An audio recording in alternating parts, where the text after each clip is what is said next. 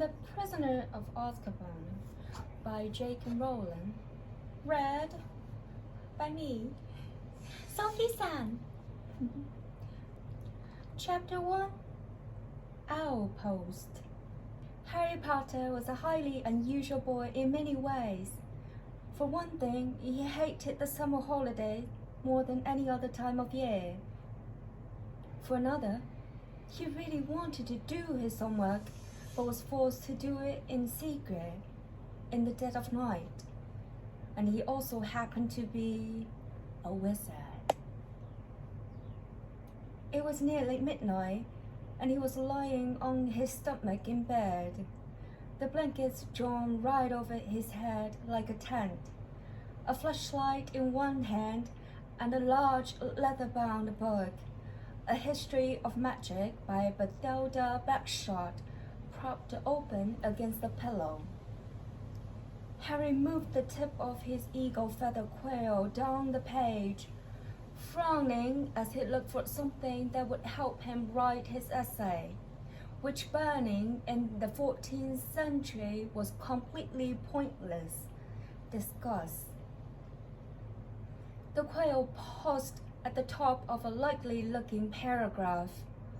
Harry pushed his round glasses up the bridge of his nose, moved his flashlight closer to the book, and read, "Non-magic people, more commonly known as muggles, were particularly afraid of magic in medieval times, but not very good at recognizing it. On the rare occasion that they did catch a real witch or wizard, burning had no effect whatsoever. The witch or wizard would perform a basic flame freezing charm and then pretend to shriek with pain while enjoying a gentle tickling sensation.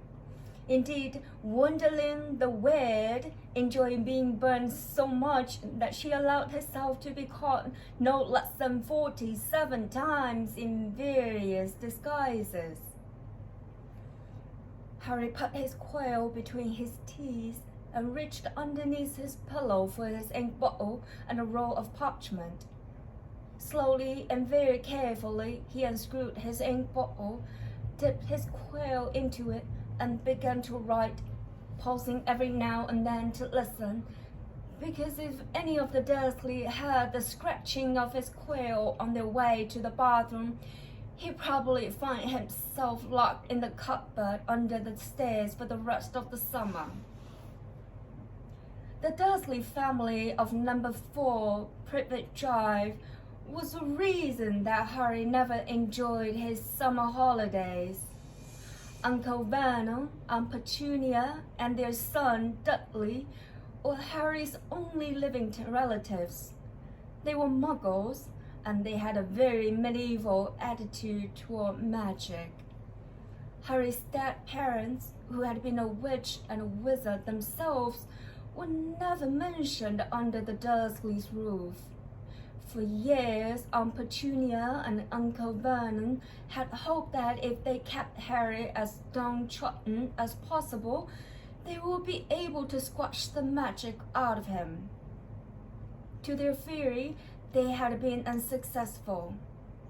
These days, they lived in terror of anyone finding out that Harry had spent most of the last 2 years at Hogwarts School of Witchcraft and Wizardry. The most they could do, however, was to lock away Harry's spell books, wand, cauldron, and broomstick at the start of the summer break, and forbid him to talk to the neighbors. This separation from his spell books has been a real problem for Harry, because his teacher at Hogwarts has given him a lot of holiday work. One of the essays, a particularly nasty one about shrinking potions, was for Harry's least favorite teacher, Professor Snape, who had been delighted to have an excuse to give Harry detention for a month. Harry had therefore seized his chance in the first week of the holidays. While Uncle Vernon, Aunt Petunia, and Dudley had gone out in the front garden, to admire Uncle Vernon's new company car in very loud voices so the rest of the street would notice it too. Harry had crept downstairs, picked the lock on the cupboard under the stair, grabbed some of his books and hidden them in his bedroom. As long as it didn't leave spots of ink on the street, the Dursleys need never know that he was studying magic by night.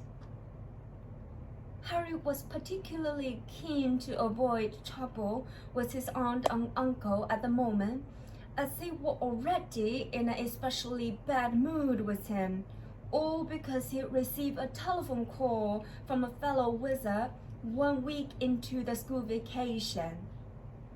Ron Weasley, who was one of Harry's best friends at Hogwarts, came from a whole family of wizards. This meant that he knew a lot of things Harry didn't, but had never used a telephone before. Most unluckily, it had been Uncle Vernon who had answered the call. "Vernon Dursley speaking." Harry, who happened to be in the room at the time, froze as he heard Ron's voice answer. "Hello, hello, can you hear me? I want to talk to Harry Potter." Ron was yelling so loudly that Uncle Vernon jumped and held the receiver a foot away from his ear, staring at us with an expression of mingled fury and alarm. "Who is this?" he roared in the direction of the mouthpiece. "Who are you?" "Ron Weasley!" Ron bellowed back, as though he and Uncle Vernon were speaking from opposite ends of the football field. "I am a friend of Harry's from school." Uncle Vernon's small eyes swiveled around to Harry, who was rooted to the spot. "There is no Harry Potter here!"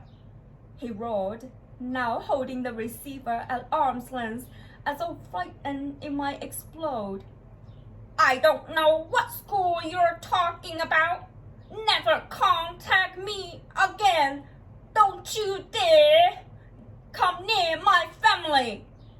And he threw the receiver back onto the telephone as if dropping a poisoned spider. The fight that has followed had been one of the worst ever. "How dare you give this number to people like you?" Uncle Vernon had roared, spraying Harry with spit. Ron obviously realized that he's gotten Harry into trouble because he hadn't called again.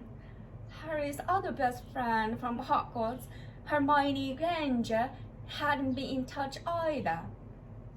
Harry suspected that Ron had warned Hermione not to call, which was a pity because Hermione, the cleverest witch in Harry's year, had Muggle parents, knew perfectly well how to use a telephone, and would probably have enough sense not to say that she went to Hogwarts.